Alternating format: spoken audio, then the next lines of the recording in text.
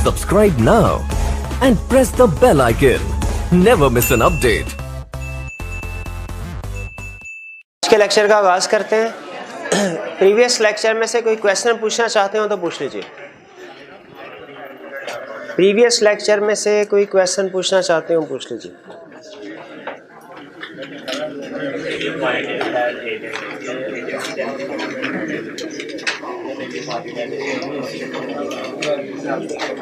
Question में लिखा है who may be appointed as agent.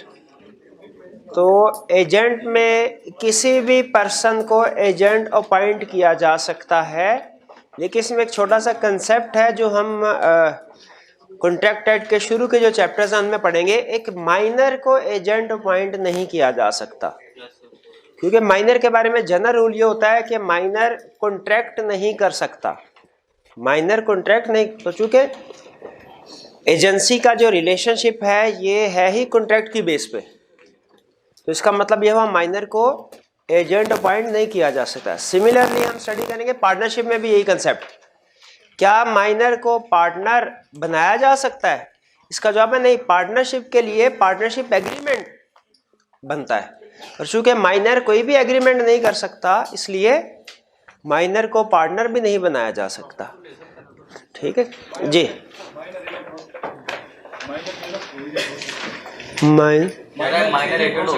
देखिए उसमें फर्दर कुछ एक्सेप्शंस हैं, डिस्कशन है, वो हम यहाँ पे उसको डिस्कस नहीं करेंगे। मैं आपको बेसिक रूल बताया, ठीक है, कि माइनर जो है वो कॉन्ट्रैक्ट नहीं कर सकता, ठीक है, इसीलिए वो एजेंट भी अपॉइंट नहीं हो सकता और पार्टनर भी अपॉइंट नहीं हो सकता। ठीक है जी। और कोई क्वेश्चन? कोई क्वेश्चन नहीं? और आज का लेक्चर स्टार्ट करें। प्रीवियस कंसेप्ट सारे समझ आ गए? चलिए, आज हमने दो कंसेप्ट्स डिस्कस करने हैं। एक कंसेप्ट है rights and duties of parties, और दूसरा कंसेप्ट है टर्मिनेशन ऑफ एजेंसी। ठीक है, termination of agency simple concept है।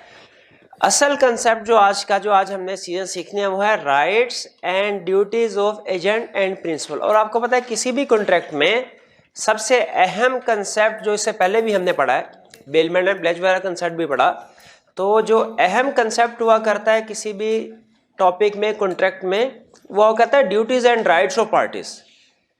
और अक्सर जो केस स्टडीज होती हैं वो ड्यूटीज एंड राइट्स के ऊपर ही बेस कर रही होती है, जिसमें वो हमसे कोई गिवन इंफॉर्मेशन के मुताबिक पूछता है कि बताइए किस पार्टी की इसमें लायबिलिटी है या पार्टीज का राइट क्या है इस गिवन सिचुएशन में। तो अहम चीज है राइट्स एंड ड्यूटीज। तो आज स्टार्ट हम राइट्स एंड ड्यूटीज से ही करेंगे। पहले पढ़ेंगे हम कि एजेंट के राइट्स एंड ड्यूटीज क्या है, फिर पढ़ेंगे प्रिंसिपल के राइट्स एंड ड्यूटीज क्या है, उसके बाद टर्मिनेशन ऑफ एजेंसी के एजेंसी का एक कॉन्ट्रैक्ट इस्टेब्लिश हो गया, बन गया, किन सिचुएशन में ये कॉन्ट्रैक्ट खत्म हो जाएगा, टर्मिनेट हो जाएगा, रिलेशनशिप खत्म हो जाएगा एजेंट और प्रिंसिपल के दरमियान में।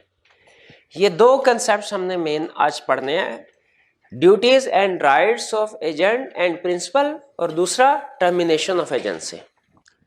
तो पहला concept duties and rights of agent and principal. पहले हम स्टडी करेंगे एजेंट की ड्यूटीज एंड राइट्स, उसकी ड्यूटीज क्या है, उसके राइट्स क्या है।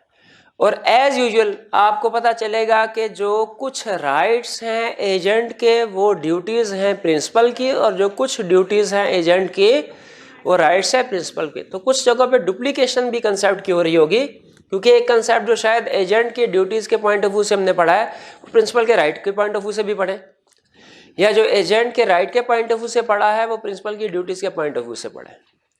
तो स्टार्ट करते हैं एजेंट से। सबसे पहले ड्यूटीज। एजेंट की ड्यूटीज क्या है?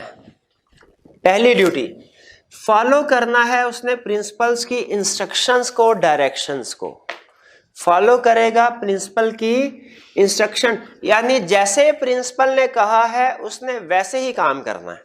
यह नहीं सोचना कि प्रिंसिपल के इंटरेस्ट में क्या है, वो प्रिंसिपल ने खुद डिसाइड कर लिया मेरे इंटरेस्ट में क्या चीज़ है। चीज़ की प्राइस क्या होनी चाहिए ये अगर प्रिंसिपल ने बता दिया तो उसे खुद से नहीं सोचना चाहिए कि इसकी प्राइस डिफरेंट होना मुनासिब है कि नहीं, प्रिंसिपल की इंस्ट्रक्शन डायरेक्शंस के मुताबिक काम करे। हाँ, अगर प्रिंसिपल ने इंस्ट्रक्शन या डायरेक्शन नहीं दी तो फिर जो भी नॉर्मल ट्रेंड है बिजनेस का, जो बिजनेस नॉर्म्स हैं उनके मुताबिक काम करे। प्रिंसिपल की इंस्ट्रक्शन या डायरेक्शंस के मुताबिक काम करे। अगर इंस्ट्रक्शन या डायरेक्शन नहीं दी गई तो जो बिजनेस नॉर्म है, बिजनेस में जिस तरीके से नॉर्मली काम चलता है उस तरीके से काम करे। अगर फर्ज कीजिए प्रिंसिपल ने इंस्ट्रक्शंस ये दी एजेंट को कि आपने जितने भी सेल करते हैं आपने वीकली बेसिस पे कैश मुझे ट्रांसफर करना है, एजेंट को ये इंस्ट्रक्शन दी। अब एजेंट के पास कुछ कैश पड़ा हुआ है, फॉर एग्जांपल पहले उसने मंडे ट्यूसडे को सेल की कैश पड़ा है, उसने कहा अच्छा क्यों ना ऐसा किया जाए कि वेडनेसडे है, कैश तो भिजवाना है सैटरडे को, वेडनेसडे है पाकिस्तान श्रीलंका का मैच हो रहा है, मैच में जुआ लगाते हैं, ठीक है, तो इसमें मुझे पूरा यकीन है कि पाकिस्तान हारेगा, तो चले कुछ ना कुछ पैसे एक्स्ट्रा हो जाएंगे, प्रिंसिपल खुश हो जाएगा। ये सोच के उसने जुआ लगाया। क्या ये प्रिंसिपल की इंस्ट्रक्शंस के मुताबिक उसने काम किया? नहीं किया। अच्छा बताइए, अगर इसमें उसने जुआ ये लगाया था कि श्रीलंका जीतेगा, अगर श्रीलंका जीत जाता है वाकई, तो एजेंट ने ओरिजिनल अमाउंट वापस करनी है प्रिंसिपल को या जो जीती हुई रकम है वो भी? और अगर श्रीलंका हार जाता है तो फिर लॉस खुद बेयर करेगा। यानी अगर एजेंट, कंसेप्ट याद है ना, प्रिंसिपल की इंस्ट्रक्शंस के अगेंस्ट चलता है तो प्रिंसिपल, अगर तो प्रॉफिट हुआ है प्रिंसिपल को जाएगा, अगर लॉस हुआ है वो बेयर करेगा, अनलेस के प्रिंसिपल उसको रेटिफाई कर दे। अगर रेटिफाई कर दे तो ठीक है, उसने पैसे छोड़ दिए, उसकी मर्जी। वरना नॉर्मल रूल क्या है, अगर एजेंट प्रिंसिपल की डायरेक्शंस को, इंस्ट्रक्शंस को फॉलो नहीं करता, प्रॉफिट होगा प्रिंसिपल को जाएगा, लॉस होगा एजेंट बेयर करेगा। तो पहली ड्यूटी क्या पड़ी हमने एजेंट की? उसे फॉलो करना है प्रिंसिपल की डायरेक्शंस को, उनके मुताबिक काम करना है, अपनी अकल नहीं लगानी। हाँ, अगर प्रिंसिपल की इंस्ट्रक्शन डायरेक्शंस नहीं है फिर वो जो बिजनेस नॉर्म्स हैं उनके मुताबिक एक्ट करेगा। Next, carry out work with reasonable skill and diligence, कि वो काम करे रीजनेबल स्किल और डिलीजेंस के साथ, एहतियात के साथ, महारत के साथ काम करे।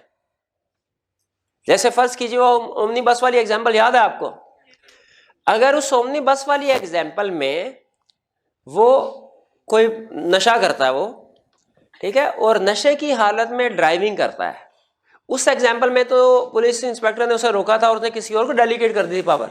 अगर ऐसा केस नहीं है, वो नशे की हालत में ड्राइविंग करता है और किसी को जख्मी कर देता है, इस सूरत में बताइए क्या वो जो जख्मी है वो कंपनी के खिलाफ केस फाइल कर सकता है? अब कर सकता है, क्योंकि अब तो एजेंट ने किया ना, अब तो इम्प्रॉपरली अपॉइंटेड एजेंट वाला कंसेप्ट ही नहीं है, कंपनी के खिलाफ केस कर सकता है। अच्छा, कंपनी ने पे कर दिया उसको जो भी डैमेजेस थे, अब क्या कंपनी रिकवर कर सकती है एजेंट से ये पैसे?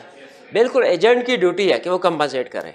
अगर एजेंट की ड्यूटी है कि वो काम को रीजनेबल केयर, स्किल, डिलीजेंस के साथ करे, अगर वो इसे केयरलेसली काम करता है, एजेंट केयरलेसली काम करता है जिससे प्रिंसिपल को नुकसान होता है, तो एजेंट की रिस्पॉन्सिबिलिटी होगी उस नुकसान को कंपनसेट करे। दोनों कंसेप्ट समझ आए आपको? पहली ड्यूटी क्या है एजेंट की? कि प्रिंसिपल की इंस्ट्रक्शंस को फॉलो करना है। दूसरी ड्यूटी क्या है?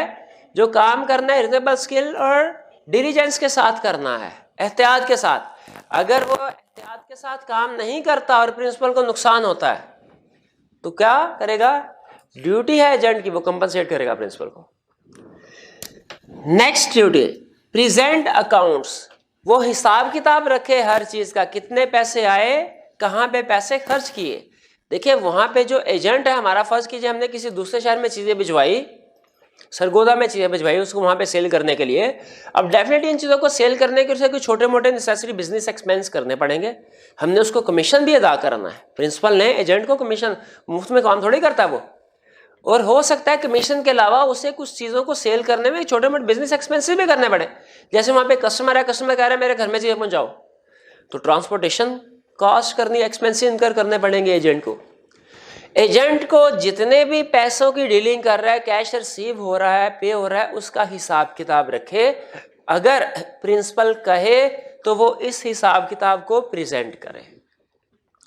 सिमिलर कंसेप्ट आप देखेंगे यहाँ पे, तो ड्यूटी है एजेंट की कि अकाउंट्स का हिसाब किताब रखना है, प्रेजेंट करना है। अगर प्रिंसिपल कहे, प्रिंसिपल वाले सेक्शन में जब हम जाएंगे तो शायद हमें ये प्रिंसिपल के राइट्स में ये चीज़ मिले कि प्रिंसिपल का राइट है ये कि वो एजेंट से जो भी हिसाब किताब है वो मांग सकता है और एजेंट उसे प्रेजेंट करेगा। ये भी क्लियर हो गया। Next, communicate in emergency. Agent की ड्यूटी है, अगर की इमरजेंसी सिचुएशन अराइज होती है, नॉर्मल सिचुएशन के लिए तो प्रिंसिपल ने डायरेक्शंस दी होंगी क्या करना है। अगर कोई इमरजेंसी सिचुएशन अराइज होती है, उसमें खुद से उसे अपनी अकल समझ बूझ के मुताबिक एक्ट करना चाहिए एजेंट को, या कि प्रिंसिपल को कांटेक्ट करके पूछना चाहिए। प्रिंसिपल को कांटेक्ट करके पूछना चाहिए। आज से 20-25 साल पहले तो शायद ये थोड़ा मुश्किल था, आज ये कांटेक्ट करना बहुत आसान हो गया। आपको तो मोबाइल वगैरह अवेलेबल होते हैं, इजीली कांटेक्ट करके इंस्ट्रक्शंस ले सकते हैं। ठीक है, तो अगर कोई इमरजेंसी सिचुएशन अराइज हो तो उस सूरत में खुद से फैसला करने की बजाय उसे हत्तुल इम्कान कोशिश करनी है कि प्रिंसिपल से कांटेक्ट करके इंस्ट्रक्शंस ले। हाँ, अगर प्रिंसिपल से कांटेक्ट नहीं कर पाता, इम्पॉसिबल है, फिर वो खुद से सोचेगा कि in the best interest of principal उसे क्या एक्शन लेना चाहिए। Next duty, not to deal in his own accounts. Not to deal in his own accounts, ये मिलता जुलता एक और कंसेप्ट है जिसे हम कहते हैं सीक्रेट प्रॉफिट। एजेंट प्रिंसिपल के बिहाफ पे अगर एक्ट कर रहा है, उसे प्रिंसिपल की इजाजत के बगैर कोई ऐसा काम नहीं करना चाहिए जिससे उसका अपना फायदा हो रहा हो। प्रिंसिपल से छुपा के कोई फायदा हासिल नहीं करना चाहिए। Not to deal in his own accounts का कंसेप्ट ये है कि उसे अपने फायदे के लिए काम नहीं करना चाहिए अनलेस प्रिंसिपल इजाजत दे दे। जैसे फर्ज कीजिए प्रिंसिपल ने एजेंट को कहा कि ऐसा करो, फैसलाबाद में कोई अच्छी सी लोकेशन ढूंढो, मैं एक फैक्ट्री स्टार्ट करना चाहता हूं वहां पे। अच्छा, अब एक लोकेशन पे फैक्ट्री फॉर सेल थी, अच्छी लोकेशन पे। फैक्ट्री का मालिक बेच रहा था 50 लाख की। प्रिंसिपल लाहौर में, एजेंट फैसलाबाद में। एजेंट ने अपने भतीजे से कहा कि तुम 50 लाख की ये फैक्ट्री बेचो और खरीदो फैक्ट्री, और फिर उसके बाद मुझे 1 करोड़ की बेच दो। अब मैं 1 करोड़ की तुमसे खरीद के तो प्रिंसिपल से कहूंगा 1 करोड़ की खरीदिया, मुझे 1 करोड़ रुपया पे कर देगा, तो 50 लाख हम 50-50 कर देंगे। अब इस ट्रांजैक्शन में फर्ज कीजिए ट्रांजैक्शन कंप्लीट हो गई। अब इस ट्रांजैक्शन में एजेंट ने अपने जाती मुफाद के लिए काम किया, सीक्रेट प्रॉफिट अर्न किया 50 लाख का। अगर प्रिंसिपल को पता चल जाए, प्रिंसिपल ये रिकवर करवा सकता है, बिल्कुल रिकवर करवा सकता है। एजेंट की ड्यूटी है कि वो अपने जाती मुफाद के लिए काम ना करे। ये ना हो कि प्रिंसिपल का नुकसान करे किसी ट्रांजैक्शन में और अपना फायदा कर ले। इसी कंसेप्ट को दूसरे अल्फाज में हम कहते हैं एजेंट को सीक्रेट प्रॉफिट अर्न नहीं करना चाहिए। ये बात समझ आ गई? आगे चलते हैं। पे सम रिसीव्ड फॉर प्रिंसिपल, ड्यूटी है एजेंट की क्या कि प्रिंसिपल के बिहाफ पे जो भी पैसे इसको मिले हैं वो प्रिंसिपल को पे करे। जैसे हमने उसे जो चीजें कहा है कि बेच के पैसे हमें वापस कर देना, तो चीजें बेचने से जो उसे कैश रिसीव हुआ है, क्या वो कैश एजेंट का अपना है? वो प्रिंसिपल को देगा। हाँ, लेकिन एजेंट को एक राइट दिया गया क्या कि जो उसका लीगल एक्सपेंसेस हैं, जो उसका कमीशन बनता है या उसके जो एक्सपेंस, वो काट के तो फिर नेट अमाउंट पैसे वापस भेजे। एजेंट को ये राइट दिया गया है कि जो पैसे उसने प्रिंसिपल के बिहाफ पे रिसीव किया वापस करने हैं, लेकिन उनमें से डिडक्शन कर सकता है। किसकी डिडक्शन कर सकता है? अपनी कमीशन की और जो लीगल एक्सपेंसेस उसने इनकर किए हैं उसके। Not to delegate authority, agent की ड्यूटी है प्रिंसिपल की इजाजत के बगैर को जो सब एजेंट है उसको अपॉइंट ना करे, अपनी अथॉरिटी को डेलीगेट ना करे। अगर प्रिंसिपल की इजाजत के बगैर अपनी अथॉरिटी को डेलीगेट करे एजेंट, तो वो क्या कहलाता है? Improperly appointed agent. उस सूरत में लायबिलिटी किसकी होती है? इस एजेंट की। Agent is liable to principal as well as third party. ये कंसेप्ट पता ना, अगर सब एजेंट को अपॉइंट किया जाए प्रिंसिपल की इजाजत के बगैर तो agent is liable to principal as well as third parties. वरना नॉर्मल रूल क्या होता है कि प्रिंसिपल लायबल है थर्ड पार्टी को, एजेंट के लिए भी और सब एजेंट के लिए भी। लेकिन अगर सब एजेंट इम्प्रॉपरली अपॉइंटेड है तो प्रिंसिपल लायबल नहीं है, एजेंट लायबल है।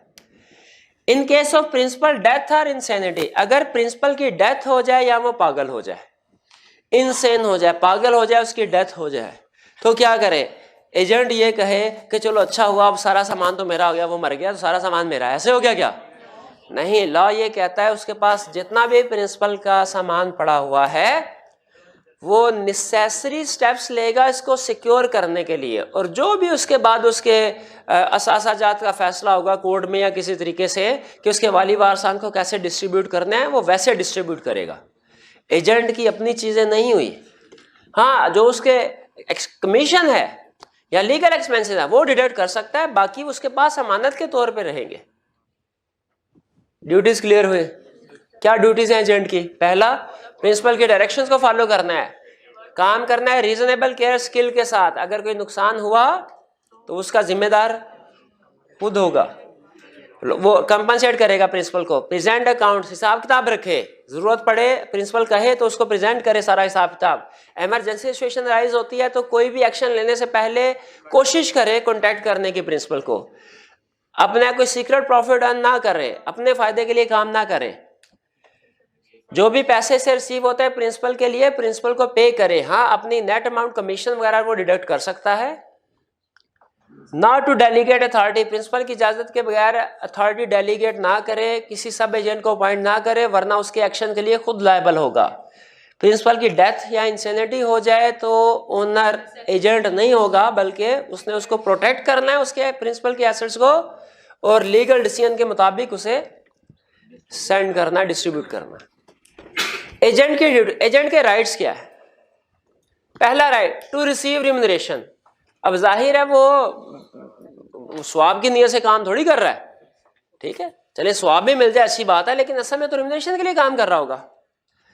अगर जो एग्री हुआ है रिम्यूनरेशन के तौर पे वो उसे मिलना चाहिए। फर्ज कीजिए अगर रिम्यूनरेशन के तौर पे कुछ भी एग्री नहीं हुआ, फिर पैसे मिलेंगे कि नहीं?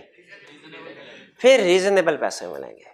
हाँ, अगर क्लियरली कह दिया कि ग्रेजुअसली हम काम कर रहे हैं, क्लियरली अगर एग्रीमेंट में यह तय पाया कि हम बगैर पैसों के काम कर रहे हैं, फिर कोई रिम्यूनरेशन नहीं मिलेगी। लेकिन अगर एग्रीमेंट में तय पाया कि परसेंटेज 10% होगी कमीशन की, या एग्रीमेंट में कुछ भी तय नहीं पाता, दोनों सूरतों तय नहीं पाया, दोनों सूरतों में रिम्यूनरेशन पे होगी, एग्रीड या रीजनेबल। तो जहन में रखिएगा कि रिम्यूनरेशन का तय ना होना इसका यह मतलब नहीं है कि वो अल्लाह वास्ते काम कर रहा है, बल्कि इसका मतलब क्या है कि उसे रीजनेबल। हाँ, क्लियरली अगर एग्रीमेंट में लिखा हुआ है कि कोई रिम्यूनरेशन पे नहीं की जाएगी, फिर कोई रिम्यूनरेशन अदा नहीं होगी, ठीक है, तो ये कंसेप्ट डिफरेंट है। रिम्यूनरेशन का एग्री ना होना डिफरेंट कंसेप्ट है, और एग्री होना कि रिम्यूनरेशन नहीं होगी डिफरेंट कंसेप्ट है। रिम्यूनरेशन का एग्री ना होना डिफरेंट कंसेप्ट है, और ये एग्री होना कि रिम्यूनरेशन होगी ही नहीं डिफरेंट है। दूसरे वाले केस में कोई पैसे नहीं मिलेंगे, पहले वाले केस में रीजनेबल प्राइस मिलेगा। नेक्स्ट राइट क्या है? टू रिटेन मनी, अपने पास पैसे रख, प्रिंसिपल के पैसे अपने पास। भाई वहां तो हमने ये पढ़ा था कि उसकी ड्यूटी है पैसे भिजवाए प्रिंसिपल को, यहां पे ये पढ़ने हैं कि हम वो अपने पास पैसे रख सकता है। हाँ, रख सकता है, लेकिन सारे पैसे नहीं। कौन से? कमीशन और जो नेसेसरी एक्सपेंसेस है। पैसे भी रख सकता है, चीजें भी रख सकता है, राइट ऑफ लियन भी है। लियन याद है क्या कंसेप्ट था? क्या कंसेप्ट था? कि गुड्स को अपनी पोजेशन में रख सकते हैं तब तक कि कोई डेट ना सेटल हो जाए। किसी डेट की रिकवरी के लिए चीजों को अपने कब्जे में करना, ये होता है लियन। अच्छा, मुझे बताइए, हमने लियन की दो टाइप्स पढ़ी थी, पर्टिकुलर लियन, जनरल लियन। पर्टिकुलर लियन कब पढ़ा था? जनरल लियन कब पढ़ा था? बताइए। यहाँ पे जरा सोच के, वैसे उसने डिस्कस नहीं किया हुआ, लेकिन मैं देखना चाहता हूँ कॉमन सेंस है कि नहीं। यहाँ पे राइट ऑफ लियन है, कौन सा लियन होगा? पर्टिकुलर के जनरल?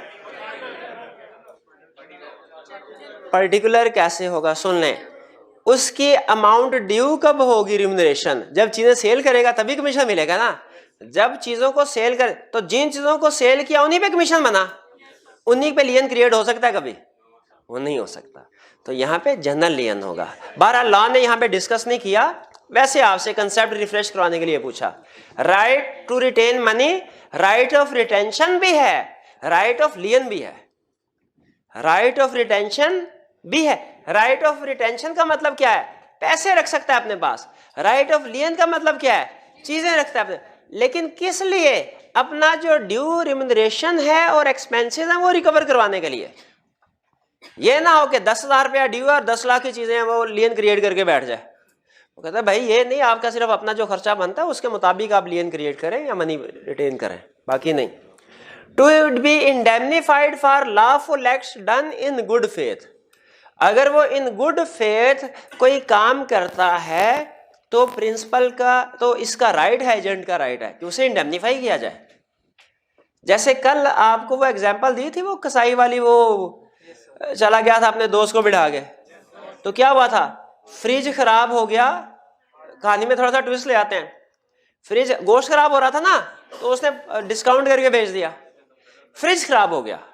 अब इन गुड फेथ ये इस फ्रिज को रिपेयर करवाता है, क्या इसको रिपेयर करने के खर्चे वापस मिलेंगे, प्रिंसिपल इंडेमनीफाई करेगा इसको, बिल्कुल करेगा, क्योंकि ये जरूरी खर्चा था और उसने गुड फेथ किया, तो और इलीगल एक्ट भी नहीं है, तो इन गुड फेथ प्रिंसिपल उसको इंडेमनीफाई करेगा, हर उस एक्ट को जो एजेंट ने इन गुड फेथ किया, लॉफुल एक्ट को। अच्छा, प्रिंसिपल ने कहा एजेंट को, भाई वो एक बंदा जो है ना वो मेरे पैसे नहीं दे रहा, जरा उससे जाके कहो, रिमाइंड कराओ उसे जाके कि पैसे देने, अगर पैसे दे तो ले आना। एजेंट गया उधर, उसने कहा हाँ भाई पैसे नहीं दे रहे, मैंने सुना तुम पैसे नहीं दे रहे। वो बंदा पहले कहता मैंने नहीं देने पैसे। उसने कहा अच्छा। उधर लड़ाई झगड़ा शुरू हो गया, वो गालम गलोच, वो एक दूसरे का ईंटें पकड़ी, उन्होंने एक दूसरे का सर खोल के रख दिया। अच्छा, अब वापिस आया एजेंट और कहने का सर देखे मैंने आपके लिए कितने भागदौड़ खून पसीना एक कर दिया अपना, तो जरा मुझे इलाज मुआवजे के लिए पैसे तो दीजिए। क्या इस सिचुएशन में प्रिंसिपल की लायबिलिटी है इंडेमनीफाई करने की? क्यों इंडेमनीफाई करने की? क्योंकि ये अनलॉफुल है। किसी को भी अगर आप नुकसान पहुंचाते हैं, किसी की प्रॉपर्टी को, जान माल को, ये अनलॉफुल एक्टिविटीज हैं। इस सिचुएशन में प्रिंसिपल इंडेमनीफाई नहीं करेगा। हाँ, lawful activity in good faith की गई हो फिर इंडेमनीफाई करेगा। नेक्स्ट, कंपनसेशन, राइट टू, ये मिलता जुलता कंसेप्ट है दोनों, कि अगर उसे कोई प्रिंसिपल की देखें, एजेंट के निगलेक्ट की वजह से, लापरवाही की वजह से, नेग्लिजेंस की वजह से प्रिंसिपल को नुकसान पहुंचा, एजेंट की ड्यूटी है, प्रिंसिपल है क्या, इंडेमनीफाई करे, नुकसान पूरा करे, कंपनसेट करें। इंडेमनीफाई कर लें या कंपनसेट कर लें, एक ही बात है तकरीबन। और अगर प्रिंसिपल के किसी नेग्लिजेंट बिहेवियर की वजह से एजेंट को नुकसान पहुंचा, तो प्रिंसिपल की ड्यूटी, एजेंट का राइट है कंपनसेट हो। प्रिंसिपल ने मटेरियल भिजवाया, मटेरियल था एक्सप्लोसिव, ठीक है, वो जरा सी गर्मी ज्यादा होती है वो धमाके से फट जाता है। प्रिंसिपल ने नहीं बताया कि भाई गर्मी ज्यादा होगी तो फट जाए, उसने अपने पास रख दिया, गर्मी थोड़ी ज्यादा हुई और फट गया। अब बताइए नेग्लिजेंट बिहेवियर है कि नहीं? भाई वो बॉक्स फटा है, वो एजेंट नहीं फटा। इतना हैरान ना हो। अब बताइए क्या प्रिंसिपल के नेग्लिजेंट, क्योंकि उसे बताना चाहिए था एक्सप्लोसिव मटेरियल है। अब प्रिंसिपल की ड्यूटी है कि नहीं कंपनसेट करे, और एजेंट का राइट है।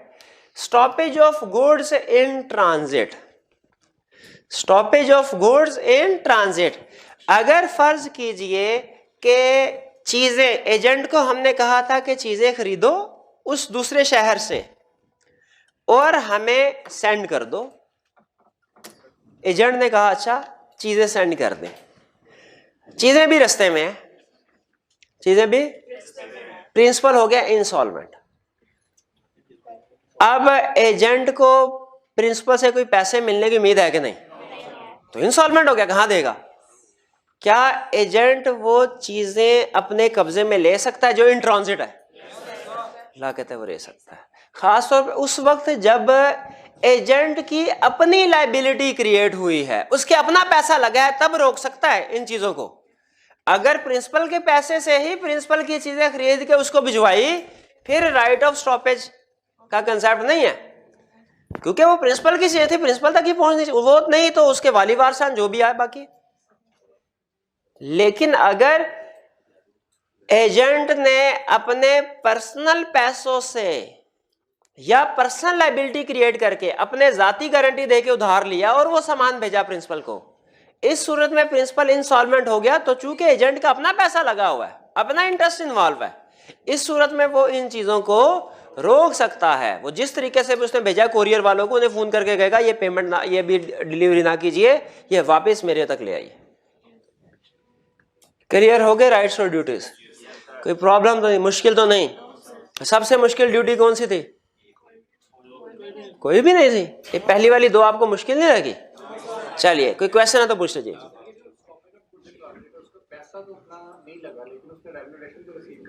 हाँ नहीं, रेम्यूनरेशन रिसीव करनी है ना अगर उसने, तो रेम्यूनरेशन रिसीव करने के लिए वो चीजों को नहीं रोक सकता। उसके लिए उसके पास दो राइट है, क्या? पैसे हैं तो वो रोक ले, या उसके अपने पास जो चीजें पड़ी हुई हैं वो रोक ले। ठीक है, ये सिर्फ उसी सूरत में रुकवा सकता है अगर प्रिंसिपल इंसॉल्वेंट हो जाए और इन चीजों को खरीदने में या तो उसका पैसा लगा है या उसकी लायबिलिटी, या कैश के जरिए से उसने खरीदा अपने कैश से, या अपना क्रेडिट के जरिए से खरीदा उसको। फिर क्लियर हो गया? अब इनमें से कुछ कंसेप्ट आपको प्रिंसिपल वाले टॉपिक में भी मिलेंगे, क्योंकि आपको पता है एक ही राइट नॉर्म, एक का राइट दूसरे का ड्यूटी और एक की ड्यूटी दूसरे का राइट भी बन जाता है। कुछ बहरहाल फ्रेश कंसेप्ट भी है। पढ़ते हैं प्रिंसिपल की ड्यूटीज। कॉन्ट्रैक्ट ऑफ एजेंसी में क्या सिर्फ एजेंट के राइट्स और ड्यूटी है? प्रिंसिपल की भी है, प्रिंसिपल की भी है। प्रिंसिपल की क्या ड्यूटी है? पहला, indemnify agent for lawful acts. बताइए ये हमने पढ़ा है कि नहीं? कहाँ पढ़ा है? ये पढ़ा, टू बी इंडेमनीफाइड। ठीक है, ये फॉर लॉफुल एक्ट्स। अगर एजेंट ने कोई लॉफुल एक्ट किया है प्रिंसिपल के बिहाफ पे, तो प्रिंसिपल की जिम्मेदारी है उसको इंडेमनी। अच्छा बताइए, अगर कंसेप्ट याद हो, मिसाल क्या दी थी मैंने? वो तो था वो फ्रिज रिपेयर करने वाली भैया, वो तो था कि जब इंडेमनीफाई नहीं करेगा, वो अनलॉफुल की एग्जाम्पल, लॉफुल की थी फ्रिज रिपेयर करने वाली। चलिए next, indemnify agent for acts done in good faith, कि अगर उसने गुड फेथ में काम किया है, ये मिलता जुलता दोनों कंसेप्ट है, तो फिर उनको इंडेमनीफाई करेगा। To compensate for his neglect और लैक ऑफ स्किल, ये पढ़ा था हमने। इसकी क्या एग्जांपल थी? हाँ, एक्सप्लोसिव मटेरियल वाली, बम वाली एग्जांपल। पे टू एजेंट, एजेंट को पे करना, भाई क्या पे करना है? कमीशन और नेसेसरी एक्सपेंस। लेकिन अगर कॉन्ट्रैक्ट में कुछ भी तय नहीं हुआ, फिर तो पे नहीं ना करेगा, फिर भी नेसेसरी जो रीजनेबल रिम्यूनरेशन है वो पे करेगा। ये कंसेप्ट याद रखें, कॉन्ट्रैक्ट एक्ट में भी आएगा ये, कि अगर एक पार्टी ने दूसरी पार्टी को सर्विसेज प्रोवाइड करने के लिए एग्रीमेंट किया, लेकिन प्राइस डिसाइड नहीं हुई, क्या कोई प्राइस पे की जाएगी कि नहीं की जाएगी? अभी की जाएगी, रीजनेबल प्राइस होगी, अनलेस के क्लियरली एग्री हो कि विदाउट कंसिडरेशन। नेक्स्ट, प्रिंसिपल के राइट्स। राइट्स क्या है प्रिंसिपल के? Right to revoke. रिवोक का मतलब क्या होता है? क्या कैंसिल कर सकता है? प्रिंसिपल जब चाहे एजेंसी का रिलेशनशिप कैंसर रिवोक कर सकता है, टर्मिनेट कर सकता है, खत्म कर सकता है। अच्छा आप मुझे बताइए, कंसेप्ट रिफ्रेश कर लें हम। प्रिंसिपल अगर एजेंट को रिवोक करता है, टर्मिनेट करता है, सब एजेंट भी टर्मिनेट हो जाएगा कि नहीं? और को एजेंट और सब्स्टिट्यूटेड एजेंट, सब्स्टिट्यूटेड एजेंट और को एजेंट एक ही चीज है, बिल्कुल। सब एजेंट टर्मिनेट हो जाएगा, कोई एजेंट नहीं। राइट क्या है? In case of departure from directions, right है। अच्छा ये कंसेप्ट पढ़ा कि नहीं? इंस्ट्रक्शन से डिपार्चर कौन करेगा? तो प्रिंसिपल के राइट में क्यों है कि अगर एजेंट इन इंस्ट्रक्शन से डिपार्चर करता है, डेविएट करता है, उसकी लायबिलिटी थी कि उसको कंपनसेट करेगा, लॉस हुआ, इसका राइट है कि इसे कंपनसेट किया जाएगा। प्रॉफिट है तो वो उसको मिलेगा, लॉस है तो उसका नुकसान एजेंट भरेगा, अनलेस ये रेटिफाई करते हैं। रेटिफाई करने की इसके बाद पता है, एजेंसी बाय रेटिफिकेशन, वो भी कंसेप्ट है, वो इसीलिए concept. In case of misconduct, वहां पे ड्यूटी थी कि लॉफुल एक्ट्स के मुताबिक काम करें। यहाँ पे इन केस ऑफ मिसकंडक्ट। अब मुझे बताइए, केस को थोड़ा सा बदलते हैं। इसने कहा भाई पैसे ले गया, वो उधर जाके उसने मार कुटाई शुरू कर दी। वो जो इसका डेटर था प्रिंसिपल का, उसने एजेंट को तो कुछ नहीं कहा बल्कि प्रिंसिपल के खिलाफ केस कर दिया। प्रिंसिपल ने जुर्माना अदा किया। अब बताइए क्या ये जुर्माना एजेंट से रिकवर करवाएगा? बिल्कुल रिकवर करवाएगा। इसका राइट है to be indemnified in case of misconduct. किसके मिसकंडक्ट में? एजेंट के मिसकंडक्ट में। To accounts, right to accounts होता है, हिसाब किताब ले सकता है एजेंट से। बिल्कुल है कि एजेंट कहे चीजें आपने अगर भेज दिया, मेरे हवाले कर दिया, तो इतना तो एतबार करें कि सब कुछ मैं सही काम कर रहा हूँ। नहीं भाई, इधर बिजनेस है, हिसाब किताब रखो हर चीज का, प्रेजेंट करो। Right to claim secret profit, ये पढ़ा हमने कंसेप्ट। क्या एग्जांपल दी थी भला? सीक्रेट प्रॉफिट की क्या एग्जांपल थी? क्रिकेट की? अच्छा, प्रॉपर्टी के थे। क्रिकेट की तो कोई एग्जांपल नहीं दी आज मैंने, प्रॉपर्टी के थे। हाँ, फैक्ट्री, वो 50 लाख की 1 करोड़ में खरीद के आया, इसके सीक्रेट प्रॉफिट है। ठीक है। इस एजेंसी वाले चैप्टर में कुछ टॉपिक ऐसे हैं जो पार्टनरशिप में भी यूज होंगे और बाकी के चैप्टर्स में भी। इसलिए अगर कोई भी कंसेप्ट समझ ना आए दोबारा पूछ सकते हैं। खासतौर पे सीक्रेट प्रॉफिट वाला कंसेप्ट समझ आ गया आपको? ये पार्टनरशिप में यूज करना मैंने दोबारा कंसेप्ट। जी, रीडिंग टाइम चाहते हैं या आगे चलें? नहीं, ना रीडिंग होगी ना आगे चलेंगे, बल्कि हम तो केसेस डिस्कस करेंगे। शाबाश, आ जाए जरा पास्ट पेपर के क्वेश्चन और cases. Question 19, page 122। Briefly state duties of agent towards his principal. Principal की ड्यूटीज आएंगी एजेंट की? एजेंट की ड्यूटीज और राइट्स। और भैया इस क्वेश्चन में ड्यूटीज और राइट्स दोनों लिखेंगे ना, कि सिर्फ राइट्स लिखेंगे? बोलने देना उनको, अभी राइट्स बोलने लगे थे। ड्यूटीज लिखेंगे सिर्फ। Question 20, narrate the duties of an agent toward his principal as specified in contract act 1872। ये भी वही। अच्छा, 19 और 20 में कोई फर्क आपको नजर आ रहा है? मुझे भी नहीं आ रहा। आई क्या आपने पता नहीं कि दोनों क्वेश्चन छाप दिए, नंबर जाता कैसा, तो कंसेप्ट बदल जा। तो भाई सिर्फ 20 वाला क्वेश्चन रखता, 19 वाला ना रखता। बहरहाल चले चले। नहीं, उन्होंने बताया कि वो मेरी बात से, ये इम्प्लाइड कंसेंट थी इनके, एक्सप्रेस नहीं थी, इम्प्लाइड थी कि मेरी बात से सहमत हैं ये। चलिए 21, इम्प्लाइड कंसेंट पता है ना? हाँ ठीक है। एक्सप्रेस का मतलब होता है वर्ड्स के जरिए से, चाहे रिटन चाहे oral. Explain the question 21, explain the following as described under contract act 1872। Agent's authority in an emergency. भाई कोई अथॉरिटी होती है एजेंट की इमरजेंसी में, लेकिन 3 कंडीशंस भी होती हैं। रियल इमरजेंसी हो, कॉन्ट्रैक्ट करने की कोशिश की हो, best interest of principal. Agent's right of retainer, ये तो हमने पढ़ा ही नहीं। कौन सा राइट है? ये वाला, ये वाला, हाँ ये वाला, ठीक, ये वाला। अच्छा ये वाला, ठीक है। राइट ऑफ रिटेनर और ये राइट ऑफ लियन भी पूछ लिया। फर्क क्या है? रिटेनर का राइट है कैश के लिए और लियन का राइट क्या है? गुड्स के लिए। चलिए केस स्टडी की तरफ चलें, अटेंटिव हो जाइए। क्वेश्चन 22। अच्छा, ये हमारा कॉन्ट्रैक्ट एक्ट में चैप्टर है माइनर वाला, उससे रिलेट करता है।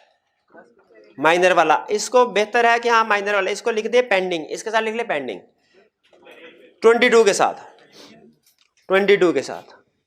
ये माइनर वाले चैप्टर में। हाँ, कंसेप्ट यह है कि माइनर को एजेंट अपॉइंट नहीं किया करते हैं तो वो खुद लायबल नहीं है, वो खुद लायबल नहीं है।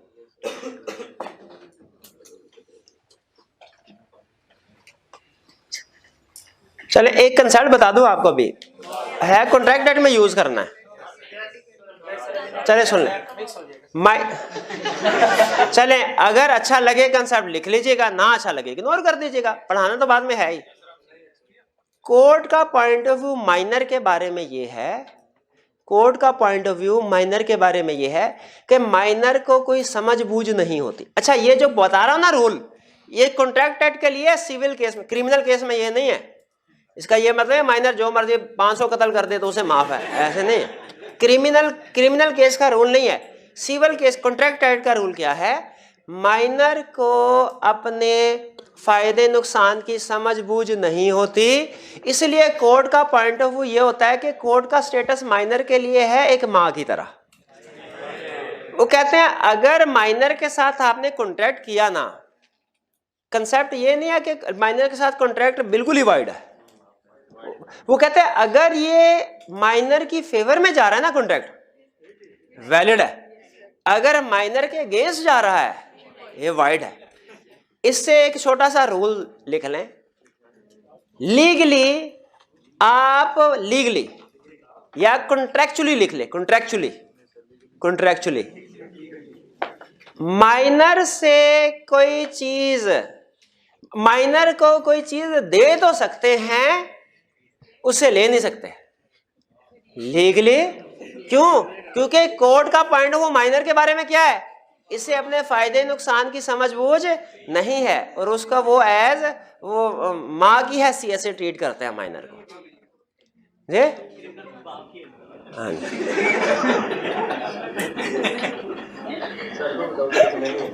नहीं, क्या कह रहे भाई? क्रिमिनल में बाप की हैसियत से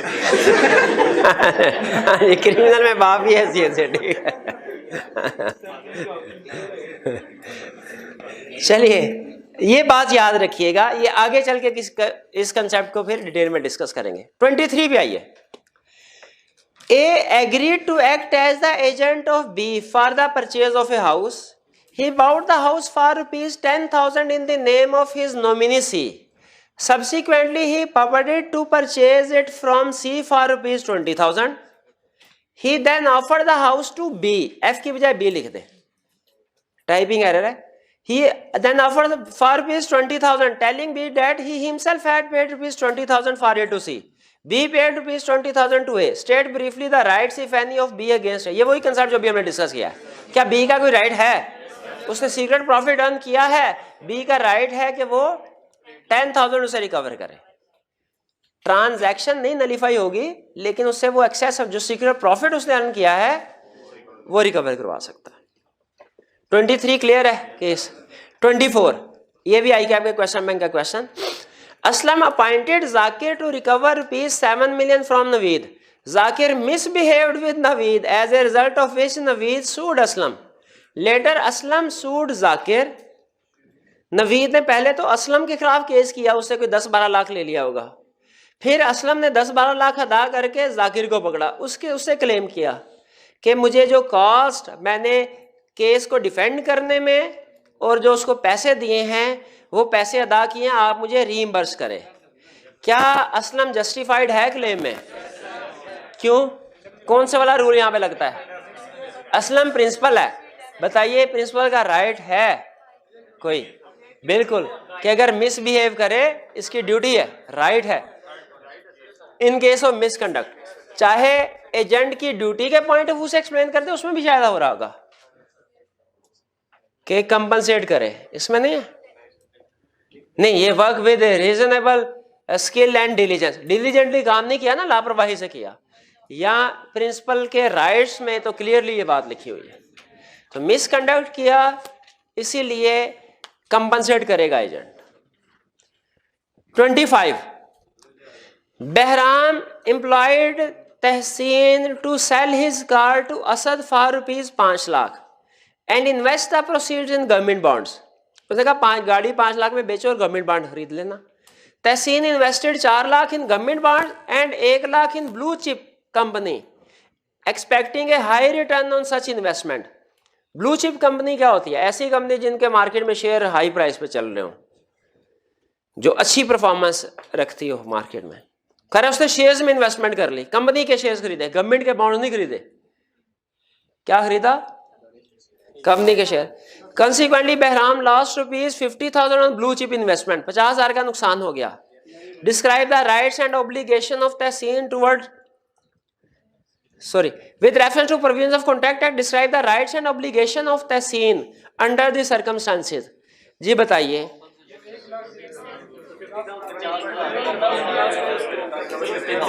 50,000 के लिए वो लायबल होगा। क्यों? प्रिंसिपल की इंस्ट्रक्शंस के मुताबिक उसने काम नहीं किया। हाँ, अगर प्रिंसिपल इसको रेटिफाई कर दे तो फिर ये कंपनसेट नहीं करेगा उसको, अगर ना रेटिफाई नहीं करता तो उसने 50,000 पे करना है। क्वेश्चन 26, ये 26 वही केस है जो हमने डिस्कस किया फ्रिज वाला, वो कसाई वाला। हाँ जी बिल्कुल, तो इसको डिस्कस करने की जरूरत तो नहीं है, ये बहरहाल अच्छा क्वेश्चन है, आप इसको एक दफा रीड कर लीजिएगा। चलिए, अच्छा नेक्स्ट हम एक और छोटा सा कंसेप्ट पढ़ने जा रहे हैं, और ये कंसेप्ट मैंने ऐसा सेलेक्ट किया जो इजी हो। लर्निंग ऑब्जेक्टिव 5 इसकी निस्बत छोटा, 4 पढ़ा ना हमने, इसके बाद बनता 5 था। 5 असल में कंसेप्ट छोटा है लेकिन टेक्निकल है, इसलिए इसको नहीं किया। लर्निंग ऑब्जेक्टिव 6 देखने में आपको बड़ा नजर आएगा लेकिन है इसमें कुछ भी नहीं, ठीक है। इसीलिए मैंने, चूंकि अभी बाकी हमारे पास थोड़ा टाइम 15 मिनट बचे हैं, तो उसमें हम ये टर्मिनेशन ऑफ एजेंसी ये कंसेप्ट स्टडी करते हैं। Termination of learning objective 5 next lecture में इंशाल्लाह हम कवर करेंगे, ये नहीं कि मैं करवाऊंगा नहीं, नेक्स्ट लेक्चर में।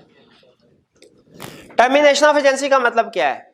वो कौन सी सिचुएशन है जिनमें रिलेशनशिप ऑफ एजेंसी खत्म हो जाएगा, प्रिंसिपल नहीं रहेगा और एजेंट नहीं रहेगा। कौन से?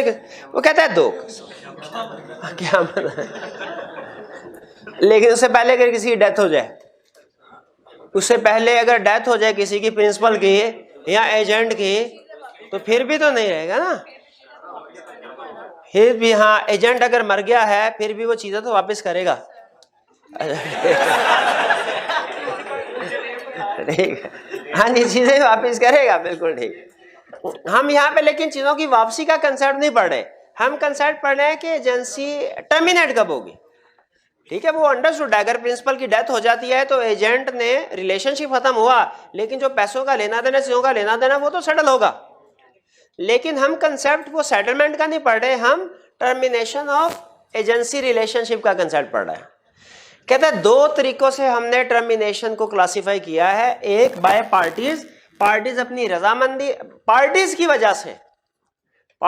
वजह से ये रिलेशनशिप खत्म हो, और दूसरा bye operation of law. Concept का मतलब ये है कि किसी लीगल प्रोविजन की वजह से, लॉ की वजह से ये रिलेशनशिप खत्म हो। पार्टीज का इनमें कसूर नहीं है, ना पार्टी ए का कसूर है ना पार्टी बी का कसूर है, लेकिन किसी लीगल प्रोविजन की वजह से, लीगल रिक्वायरमेंट की वजह से ये रिलेशनशिप खत्म हो जाए, इसे कहते हैं ऑपरेशन ऑफ लॉ। पहले बाय पार्टीज कैसे एजेंसी रिलेशनशिप टर्मिनेट हो सकता है? प्रिंसिपल टर्मिनेट कर दे, प्रिंसिपल कहे भैया बस खत्म, अब फारिग, एजेंसी रिलेशनशिप खत्म, टर्मिनेट कर सकता है? बिल्कुल कर सकता है। एजेंट कहे भाई मैं नहीं एजेंट, एजेंट भी नोटिस भेज के रिलेशनशिप टर्मिनेट कर सकता है ना भाई, सारे दोनों पार्टीज के एग्रीमेंट। हाँ, लेकिन ये ज़हन में रखें, अगर तो ये कॉन्ट्रैक्ट ऑफ एजेंसी किया गया था किसी स्पेसिफिक टाइम या पर्पस के लिए और उससे पहले टर्मिनेट किया जाता है। एक तो है ना जेन्युइन केस कि हम, उन्होंने कहा था जी 1 साल के लिए हम ये कॉन्ट्रैक्ट कर रहे हैं प्रिंसिपल और एजेंसी रिलेशनशिप का, 1 साल जैसे ही खत्म हुआ, खत्म कॉन्ट्रैक्ट, एजेंसी खत्म। या उन्होंने कहा सर ये बिल्डिंग है, हम आपको एजेंट अपॉइंट कर रहे हैं सिर्फ इस बिल्डिंग को सेल करने तक, जैसी बिल्डिंग सेल हुई वो अगली बिल्डिंग के लिए तो एजेंट नहीं होगा ना, खत्म। लेकिन अगर किसी पर्पस या टाइम एग्री हुआ था, उससे पहले टर्मिनेट किया गया, उससे पहले टर्मिनेट किया गया, स्पेसिफाई किया गया था कॉन्ट्रैक्ट में किसी टाइम को या पर्पस को, उस टाइम या पर्पस से पहले किसी पार्टी ने टर्मिनेट किया एजेंसी रिलेशन, तो टर्मिनेशन तो हो जाएगी, लेकिन अर्ली टर्मिनेशन की वजह से दूसरी पार्टी को अगर नुकसान पहुंचा वो ये भरेंगे, वो उसको कंपनसेट करेगा। हाँ, अगर अहम चीज सुने, अब अगर कॉन्ट्रैक्ट में ना टाइम मेंशन किया ना पर्पस मेंशन किया तो फिर जब मर्जी टर्मिनेट कर सकते हैं। ये बात समझ आ गई? टर्मिनेशन बाय प्रिंसिपल क्लियर है, termination by agent, by mutual agreement, दोनों मिलकर टर्मिनेट कर ले।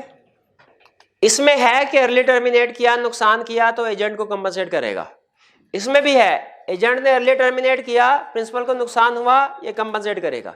इसमें ये बात गैस कीजिए लिखी होगी कि नहीं? नहीं, क्योंकि इसमें दोनों को वारा खाता है तो उन्होंने टर्मिनेट किया है ना, वरना उनमें से कोई केस होता। क्लियर हो गया?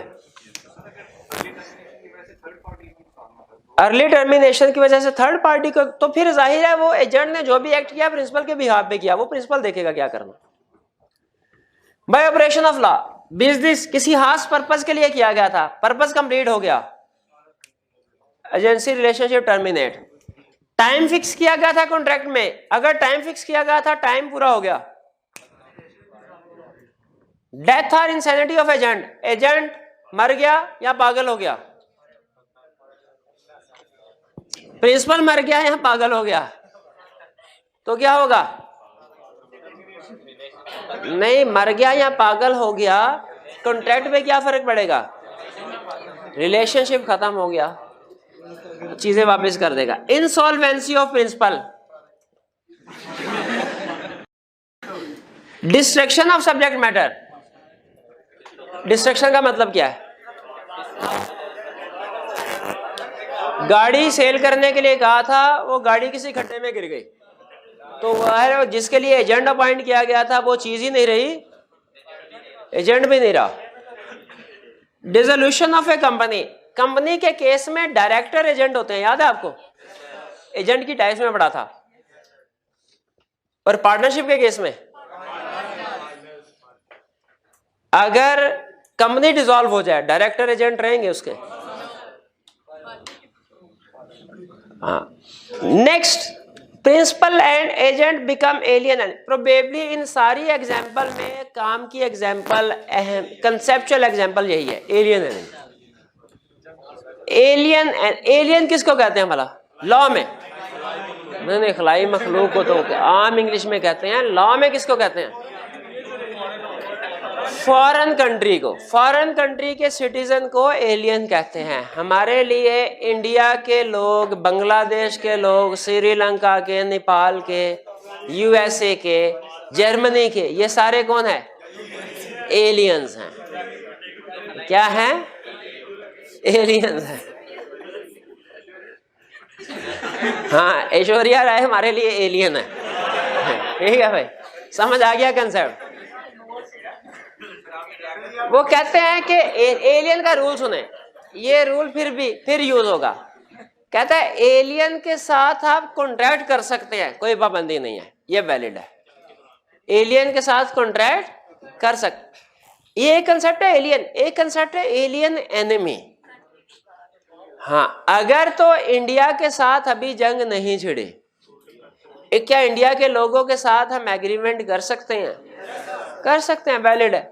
लेकिन अगर जंग छिड़ गई तो वो इंडिया एलियन नहीं, इंडियंस हमारे लिए एलियन नहीं रहेंगे, एलियन एनिमी हो। लॉ कहता है एलियन के साथ तो कॉन्ट्रैक्ट कर सकते हैं, एलियन एनिमी के साथ कॉन्ट्रैक्ट नहीं कर सकते। हाँ, अगर किया हुआ है तो वो फारग, यही तो समझा रहा है कि अगर प्रिंसिपल ऑफ एजेंट एलियन थे, कॉन्ट्रैक्ट चलता रहेगा, प्रिंसिपल एजेंट रहेंगे।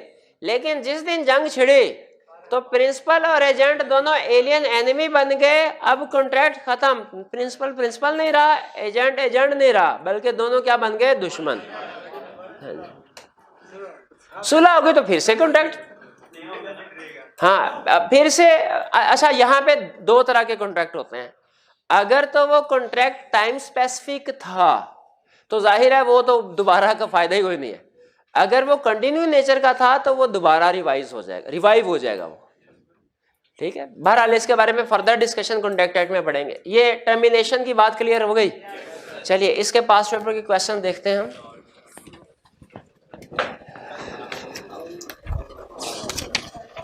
ये है हमारा पेज 124 और 125 पे क्वेश्चन है।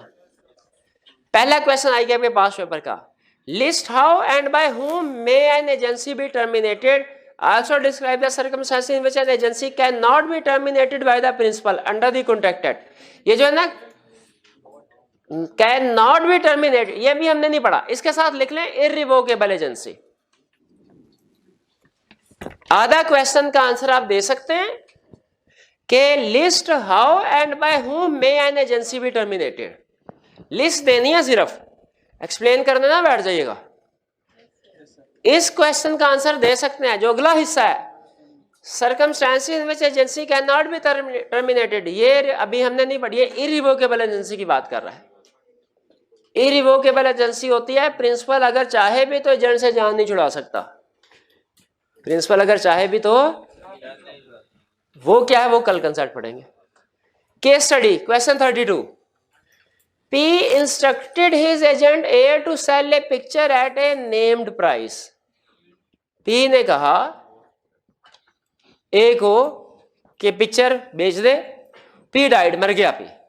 आफ्टरवर्ड्स बिफोर द, हाँ ये कंसेप्ट, before the fact of his death becomes known to A sold and delivered the picture।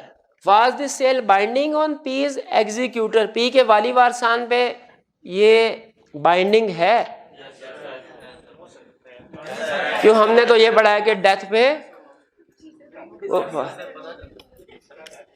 आपको याद है कि था बैंक का कंसर्न में बताया था, जब किसी अकाउंट होल्डर की डेथ होती है बैंक की जिम्मेदारी होती है कि वो उसका अकाउंट क्लोज कर दे, लेकिन तब जब उसे पता चले, ये रूल हर एक के लिए वैलिड है, एजेंट के लिए भी वैलिड। ये रिलेशनशिप खत्म होगा कब, जब प्रिंसिपल की डेथ होगी और एजेंट को पता चलेगा। अगर डेथ तो हुई लेकिन उसे पता नहीं चला, वो अपनी ड्यूटीज कंटिन्यू करता है, तो वो वैलिड एक्ट्स होंगे। यहाँ पे प्रिंसिपल ने एजेंट को कहा कि ये एक पिक्चर बेच दो और मर गया, एजेंट को नहीं पता। मरने के बाद एजेंट ने वो पिक्चर सेल कर दी, क्या ये सेल बाइंडिंग है? बिल्कुल, पी के वाली वारसान पे ये सेल बाइंडिंग है। इसी तरह का क्वेश्चन 33 भी है। N gave his wife authority to, चले फिर कर लीजिएगा, ठीक है करवा दूं, चले। N gave his wife authority to buy goods from D.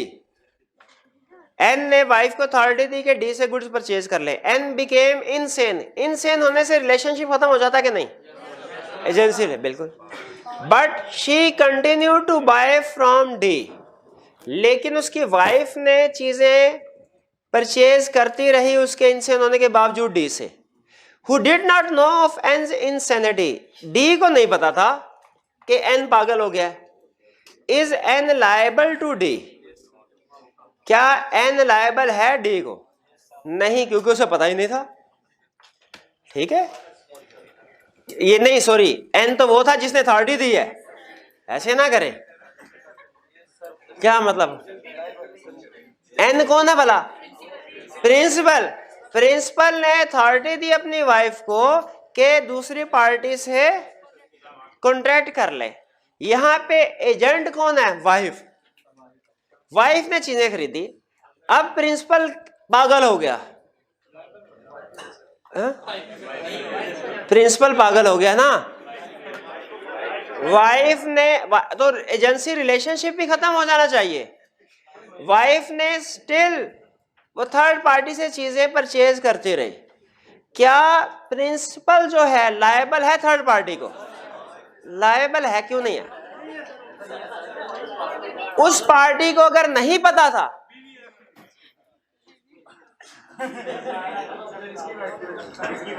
भाई एक मिनट है रे, थर्ड पार्टी को क्या पता था कि प्रिंसिपल पागल हो गया है?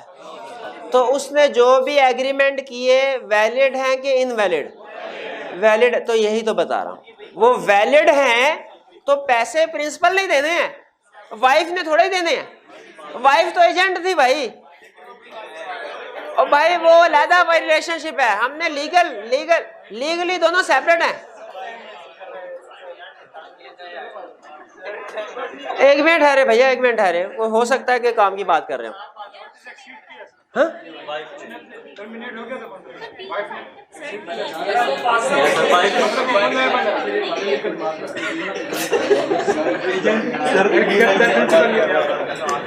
डी ने तो जो कॉन्ट्रैक्ट किए, जो थर्ड पार्टी ने कॉन्ट्रैक्ट किए, वो कॉन्ट्रैक्ट वैलिड है ना? बिल्कुल ठीक है, वैलिड। और उसने एग्री कॉन्ट्रैक्ट किसके साथ किए? और प्रिंसिपल के एजेंट के एक्स प्रिंसिपल के एजेंट होते हैं। नहीं, 1 मिनट है रे, मुझे अब कंक्लूड करने दे। नहीं, कहानी में ट्विस्ट लें आप। कॉन्ट्रैक्ट वैलिड है, इनका पॉइंट वो ये है कि एजेंट ने अपनी अथॉरिटी से एक्सीड किया, पॉइंट वैलिड है। अब सुनिए, थर्ड पार्टी ने पैसे किससे लेने हैं? प्रिंसिपल से। प्रिंसिपल आगे एजेंट से पैसे निकलवाएगा, थर्ड पार्टी ने एजेंट से नहीं निकलवाने। चलिए, नहीं पागल हो गया इसे, में कोई कंसर्न नहीं है, वो जाने।